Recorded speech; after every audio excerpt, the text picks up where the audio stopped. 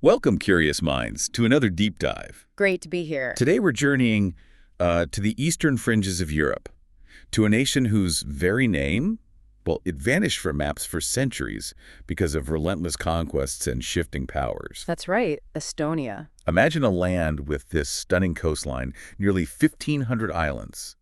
I mean, it's a testament to its dramatic geography. It's truly a remarkable story of survival and, transformation. Yeah. Our mission with this deep dive is really to give you a shortcut to understanding how this small but incredibly resilient country, Yeah. from its earliest inhabitants right up to its modern digital prowess, has navigated such a turbulent past to forge, well, a unique identity in a thriving present. So we've dug into the sources for you. We have. We've distilled insights from a whole stack of sources, historical accounts, academic research, cultural analyses, basically to extract the most important nuggets of knowledge just for you. Okay, so let's start right at the very beginning, tracing the ancient roots of this resilient nation. Good place to start. Human habitation in Estonia, it dates back an astonishing 8,500 to 7,000 years ago.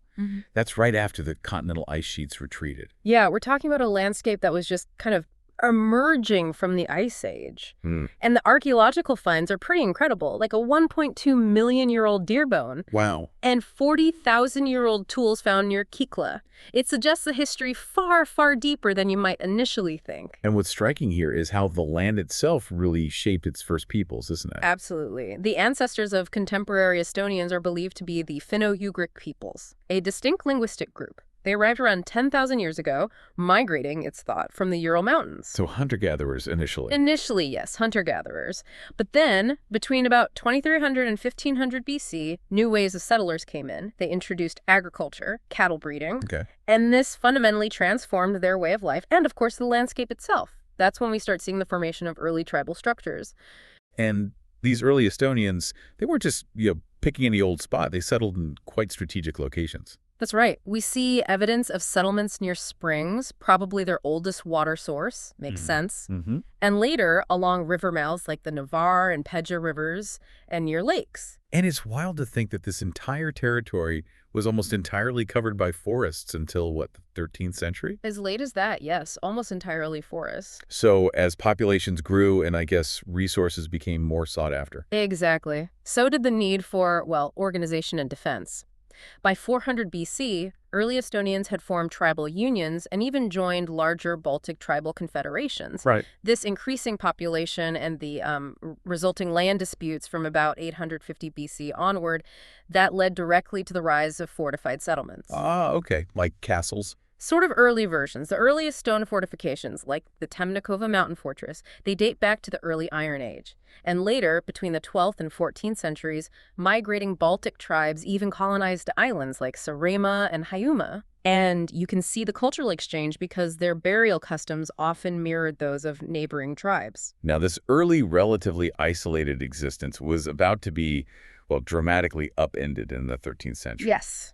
The arrival of the Crusaders. Imagine this land.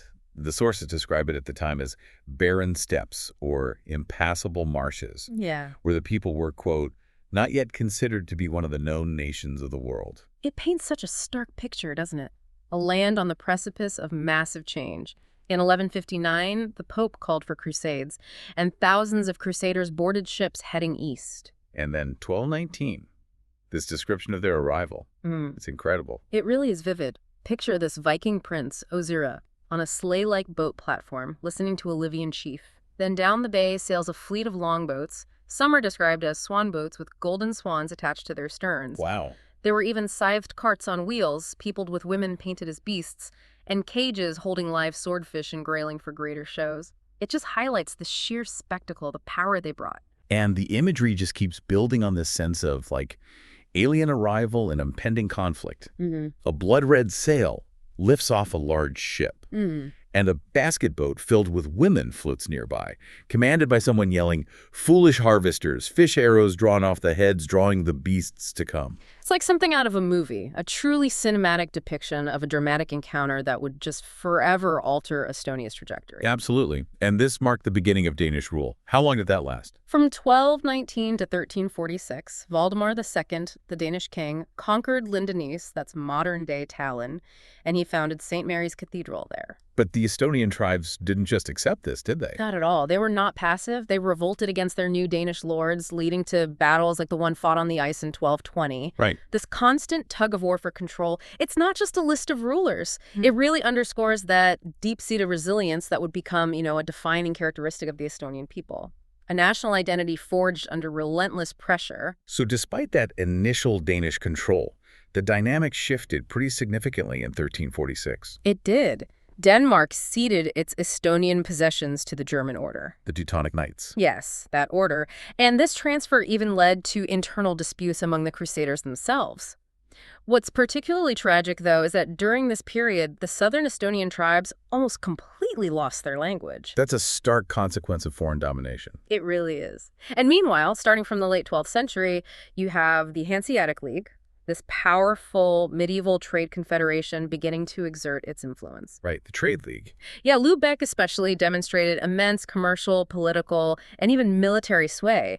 Towns like Reval, which we now call Tallinn, eventually became its vassal state, essentially owing allegiance and, tribute to this powerful trade network. Okay, so with the stage set by this tumultuous early history, let's fast forward a bit to a new era of shifting dominance, starting with the Swedish era. The transformative Swedish era, yes, from 1617 to 1721. What made it transformative? Well, first, the Peace of Stolbovo in 1617 formally ended hostilities between Sweden and Tsardom of Russia, creating a new border along the Narva River. Then, crucially, in 1629, the Treaty of Altmark gave Sweden comprehensive control over Livonia, which effectively annexed Estonia to the growing Swedish Empire. And this brought big changes. Unprecedented reforms, yes, far more impactful than previous occupations. Swedish rule introduced Lutheranism as the state religion, implemented sweeping agrarian reforms, established new land taxes, and brought in a modern judicial system. So more than just a change of ruler. Oh, much more. Unlike previous rulers, the Swedes generated a lot of written documents and records in Estonia. They granted cities privileges, introduced detailed county administrative rules. This wasn't just a change in overlords, it was a fundamental modernization of society. And the cultural impact. I imagine that was significant too. Profound. The founding of the first Swedish university in Dorpat, now Tartu, in 1632, that truly laid the foundation for a Western educational system in Estonia. This period saw the emergence of a new cultural language, the first Estonian grammarian, the first vernacular hymn book, even the first Estonian Bible. All these efforts, including a meticulous mapping of the region, led to what our sources call Estonia's national revival, even under foreign rule. That's fascinating, a national revival under foreign rule. Yes, Swedish governance was remarkably well planned. It structured life, established new towns for trade, introduced municipal self-governance, all things that laid groundwork for future self-determination. But it wasn't perfect, I assume. No, and it's important to note that even under this, relatively progressive rule, serfdom persisted in rural areas. That created a stark divide between the landowners and the majority population. So progress in some areas, stagnation in others. Exactly. Although landowners did begin to offer peasants some limited freedom of movement or piecework. A small but significant shift towards greater autonomy, perhaps. Okay. So after nearly a century and a half of Swedish influence, Estonia then came under the vast Russian Empire. Right.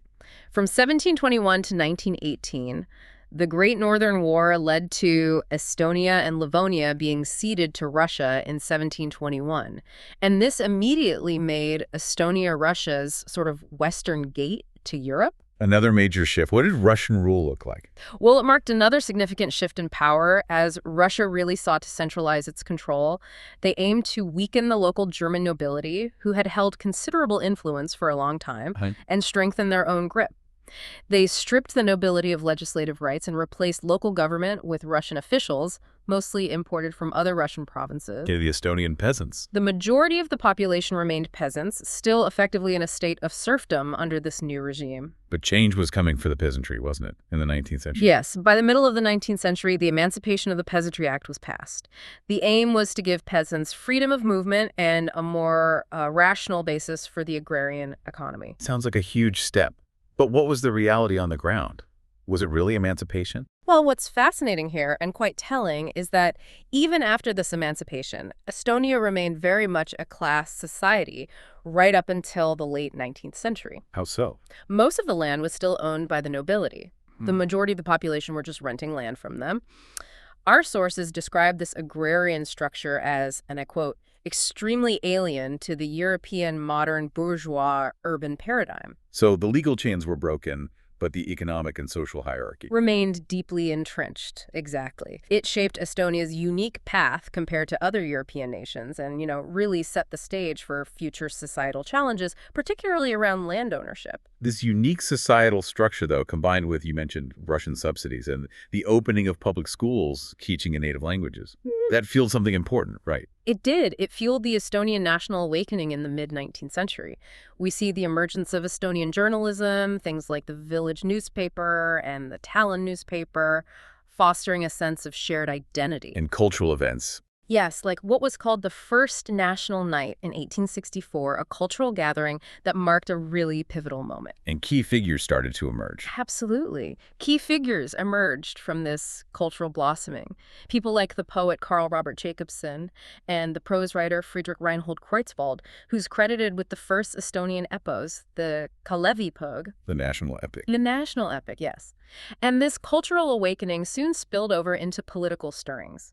The first Estonian political parties, like the Estonian National Party and the Estonian People's Party, were established during the 1905 revolution, an early desire for self-governance becoming visible. But establishing parties is one thing. Actually gaining power in the Russian system must have been difficult. Extremely difficult. These nascent political parties faced significant challenges in the Russian State Duma elections. Our sources report things like electoral frauds, strict censorship, even the arrests of candidates, which ultimately thwarted those early efforts to resolve the crucial land issue. It was a clear struggle against a powerful autocratic system, highlighting the immense obstacles faced by a small nation trying to assert itself. Which brings us to a really crucial period. Estonia's dramatic fight for independence and the subsequent trials of occupation. A tumultuous time. A vital window of opportunity for Estonia opened with the collapse of the Russian Empire and Germany's withdrawal after World War I. And they seized it. Yes. The Estonians moved swiftly and decisively to seize this moment. The Fourth Estonian Congress formed a provisional government in November 1918. And then the big one, February 24th, 1918, the momentous Declaration of Independence. Asserting self-determination. Unequivocally asserting the nation's right to self-determination. To establish state laws in this crisis, they created something called the Kray Charter, and by June 28, 1920, the Constitution of the Republic of Estonia was officially approved. A profound triumph. But this hard-won independence, it was tragically short-lived. Terribly short-lived. Estonia found itself in an incredibly precarious position at the start of World War II, caught between these massive, powerful forces, and its sovereignty was once again brutally extinguished. The traumas must have been immense. Immense. The Soviet occupation began in June 1940. It started with an ultimatum, swiftly followed by armed soldiers arriving in Tallinn. Estonia was quickly proclaimed a Soviet republic after a, frankly, mock parliamentary election, a clear fabrication of public will. Cut off from the world. Immediately cut off from the Western world. And the mass media just justified the annexation as a voluntary request, despite, all the evidence to the contrary. Then the Nazis arrived. Then, in June 1941, the Nazi occupation began as the Red Army retreated and Nazi troops entered Estonia. The measures against the small Estonian Jewish community were horrific. Before the war, there were only about 4,400 Jews. How small? Tiny community. The sources recount the immediate machine gunning of 1,300 men, women, and children in Tallinn right at the start. Horrific. And what's also notable and deeply disturbing is that concentration camps were organized, quote, far more for Estonians than for Jews. They served as sites for political repression and ethnic cleansing against the local Estonian population, too. And then the Soviets came back. The pendulum swung again in September 1944 with the return to Soviet control. The Red Army advanced, Tallinn fell, and complete evacuation orders were issued. This led to the government, the elites, hundreds of others sailing to Sweden and Finland, terrified of what was coming. And life under that second Soviet rule. Brutal. A purge of the old elite, mass arrests of politicians, pervasive military interventions, a constant fear of rebellion, political prisoners just disappeared. And there was the forced collectivization of production. It's estimated that approximately 1/5 of the entire Estonian population was exiled to Siberia. 1/5. Devastating. A truly devastating blow to the nation. But despite decades of this brutal occupation, hope wasn't entirely lost. No, it wasn't. Global changes in the late 1980s, particularly the shockwaves from the Chernobyl disaster, sparked peaceful protests across many Soviet republics. And this ultimately led to the incredible singing revolution in Estonia. The singing revolution. Tell us about that. This is a truly pivotal moment. The Popular Front, a pro-independence movement, was founded in March 1988.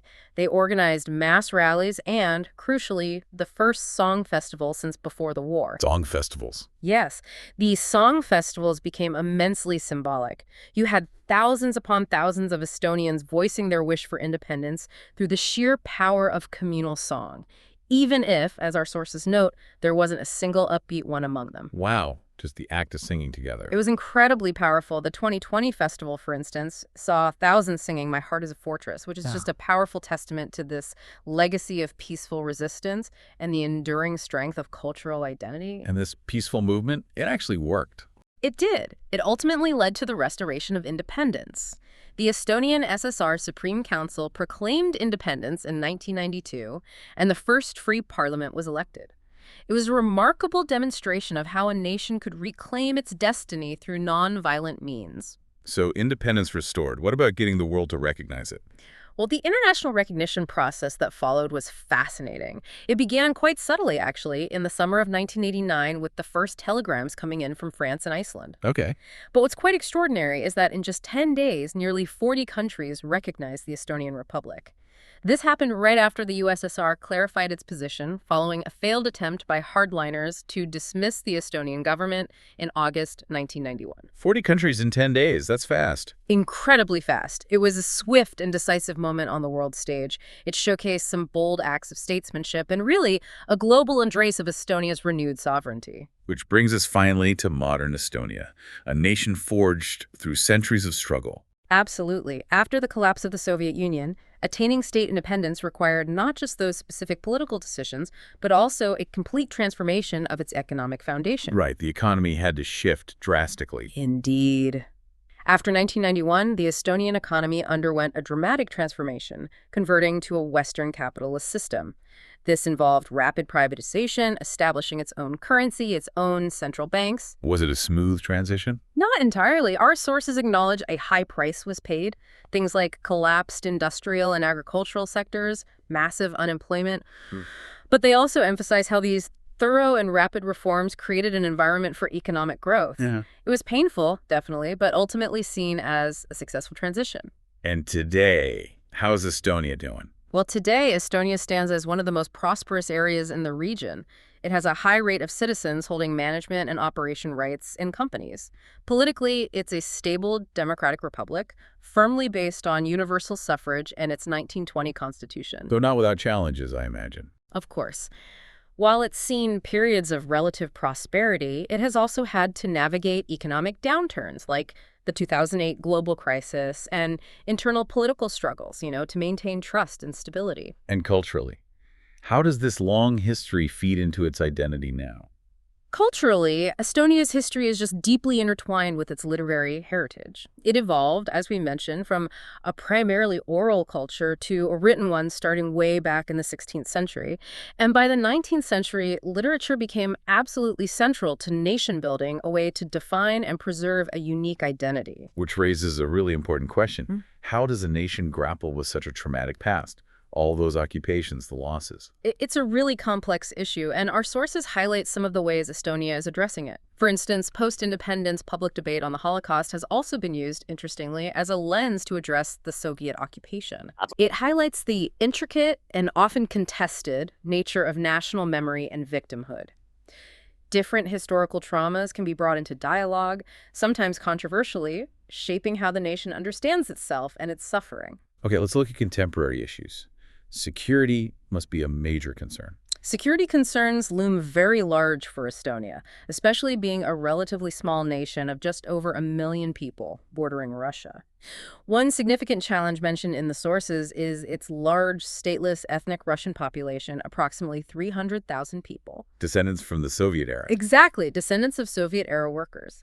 Our sources report that this population is viewed with fear by some Estonians, and concerns about their perceived vulnerability to Russian influence or even espionage persist. And that fear was amplified by something specific, wasn't it? It was significantly compounded in 2007. There was a major cyber warfare attack that crippled Estonian institutions, government, banks, media, for almost a month. What triggered that? It happened after a controversial Soviet war memorial, the Bronze Soldier, was removed from central Tallinn. It was widely seen as a state-sponsored Russian attack, though Moscow denied it. So how has Estonia responded to these security challenges? With a remarkably proactive approach. This includes significant military enhancements, spending 2.33% of its GDP on defense, which is among the highest in NATO. They also maintain conscription for male citizens. And digitally, after that 2007 attack. Crucially, yes. They've invested heavily in digital security. They achieved national cybersecurity and had bank state services on secure systems by 2014. And remarkably, no major breaches reported since then. Estonia is a true pioneer in digital resilience. What about social issues, like healthcare? In terms of social issues, the healthcare system is described as being in a state of flux. While health indicators are generally rising and universal health insurance is guaranteed, reforms are apparently slow, and hospital networking is considered poor. Anything else stand out? Interestingly, yes. Despite various EU-funded projects, there's a notable lack of a formal national mental health policy. That's identified as an area that still needs development. Okay, if we connect all this to the bigger picture, Estonia's role in global affairs seems really instructive. It really is. Its geographical position is just crucial for North European defense. And that makes its link with NATO, as one source puts it, a matter of survival. So security is paramount. Absolutely. And security for Estonia has evolved beyond just traditional military defense. It now strongly includes cybersecurity, thinking about hybrid wars, energy security, even climate change. And the digital aspect keeps coming up. It does. On digital innovation, Estonia is a genuine world leader. It's described as a digital society with extreme integration of services, a robust legal framework supporting it all, and even e-citizenship services offered globally. How did they get so far ahead? Well, this proactive approach was apparently fostered by compulsive international contacts and aid, particularly from Nordic neighbors like Finland and Sweden, especially after regaining independence. They learned quickly. So Estonia's journey from being this sort of neutral post-Soviet state to a key NATO member. It really reflects broader geopolitical shifts, doesn't it? And a deep, understandable desire for deterrence against potential aggression. Our sources highlight that the Baltic states, while fully understanding NATO Article 5 applies to an armed attack on member territory. Right, the collective defense clause. Exactly. They also perceived the broader threat from military actions outside NATO territory as directly impacting their own security. This really solidified their commitment to the alliance as fundamentally a matter of survival. So as we wrap up this deep dive, let's just bring it all together. Estonia's journey is, well, it's truly incredible. It really is. From those ancient Finno-Ugric settlements, through centuries of foreign rule to its hard-won independence, enduring brutal occupations, and now its modern-day status as a digitally advanced, prosperous, and secure member of the EU and NATO. It's a testament to a nation the sources describe as one of great deeds, suffering, and endurance. Just embodies remarkable resilience. And understanding Estonia's multifaceted history, all those layers we've discussed, it truly makes it easier to accept and, I think, appreciate its present. It's a history that reminds us of the profound impact of both external forces and that powerful internal resilience. Definitely. And as you, our listeners, reflect on Estonia's story, maybe consider this provocative thought to take away. In a world that's increasingly defined by information, by technology, and by these complex global challenges, what can Estonia's experience teach us? Particularly its emphasis on digital resilience and that tenacious defense of its unique cultural identity against huge odds. What can that teach us about the future of national sovereignty and, ultimately, survival?